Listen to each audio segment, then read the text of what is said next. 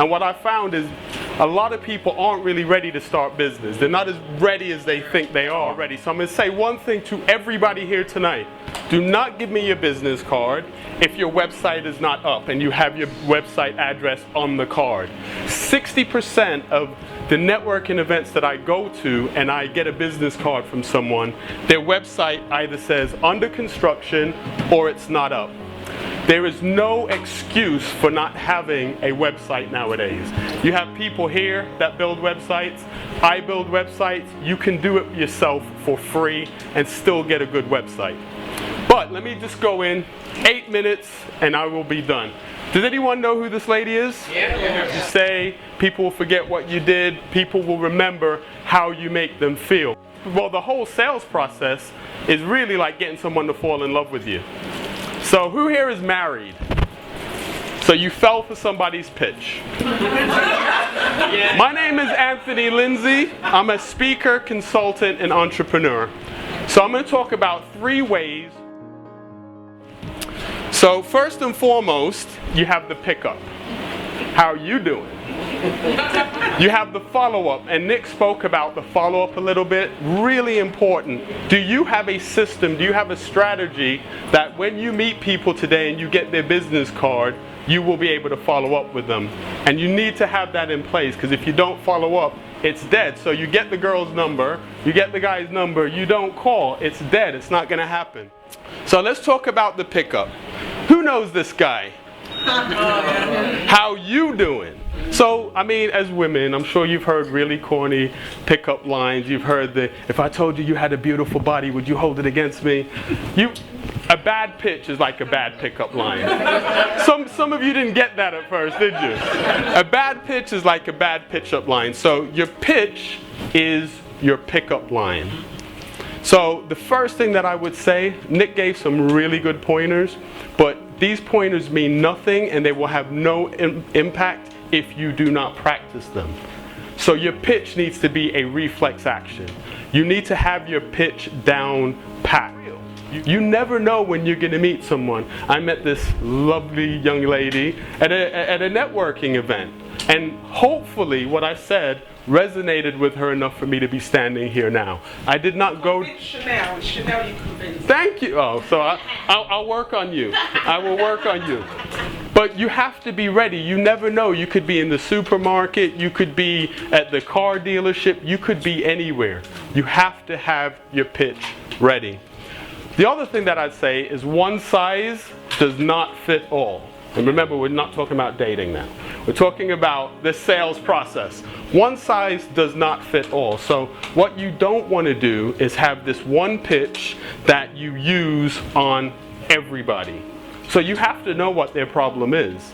And how do you know what somebody's problem is? Ask them. Ask them. So I go to too many networking events, and you can tell that the person, it's that desperate guy at the bar. You get what I'm saying, ladies? It's that desperate guy at the bar that's chatting you up all night, and you know it's just about one thing. That's not gonna connect with you. So what you need to do is connect with the person, find out what that problem is, because only then can you solve that problem that they have. Be genuine. Be genuine. People can pick up on fake people. Now, some people, I'm a salesperson all day. I can sell anything to anyone. But I'm a genuine person. Sales team would always have the highest sales. Not because they pushed a product, but because they took the time to get to understand the customers. And I would tell my guys, listen, this was in the days of selling payment protection insurance. I would tell them, listen, if it's not the right thing, yes, I whispered because I was kind of embarrassed. I would tell them, if it's not the right thing, don't sell it. So I build website business because what I found is building a website is one of the best health checks that you can do for your business, because you need to provide content. So that's the pickup. The follow-up. So he's got your number. Is he gonna call you? Maybe you don't care. Be ready. Be ready for the follow-up. So what you're gonna want to do with that is Make sure that you've agreed a time to follow up with the person. Make sure that you are that person that stands out to that person. Be prepared for the contact. One of the things that I do when I do sales, I give them a framework and get them on the phone. Because what will happen quite often is people aren't ready for that conversation, and certain things you can't train them, but what you can do is give them a framework, be there to coach them. And then by being there to coach them, they will learn and they will build on that. But what I also find, and as I said a little bit earlier, I meet a lot of business people and they'll say, I'm starting a business in, somebody give me something that someone might be starting a business in. Cakes. Cakes! If Layla was here, she would love that. My girlfriend eats cake for breakfast. But anyway, not healthy. But a lot of people say, I'm starting a business in cakes. Now, I could be the #1 cake manufacturer or buyer in the country. And then I go to them and I say, okay, how many cakes can you make for me? How many? And ask them the questions, and they're not ready. So what I would make sure that you're prepared for the contact, make sure you're prepared to get the business, but they're not actually ready for the business. They're not scalable. What if you get 10,000 orders? So be prepared, and part of that is being scalable. When you do speak to the person, offer a compliment, something complimentary. Some people have talked about the law of recidivism, not recidivism, but the law of when.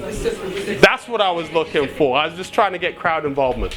So yeah, the law of reciprocation. So you do something for someone, and they will do something for you. And I don't mind sharing that, because guess what?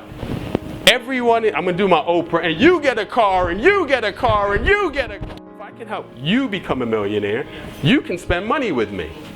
If I help you become a millionaire, you can spend money with me. So I come up with ideas all the time. I share them, I talk about them. I don't keep them as a state secret, because guess what? Most people aren't implementing their own ideas. So they're not going to steal mine, and if they do, then somewhere in the universe there's something else waiting. Sale. Does anyone remember when Rachel and Joey Tribbiani kissed? Yeah. Well, one of the many times. Yeah, it was beautiful. Anyway, understand and meet your customers' needs. So as I said, understand what they need, understand what their pain point is, understand what they're trying to fix, and offer them that solution. This is something that I apply to my life, is add value. I want to add value to what you're doing.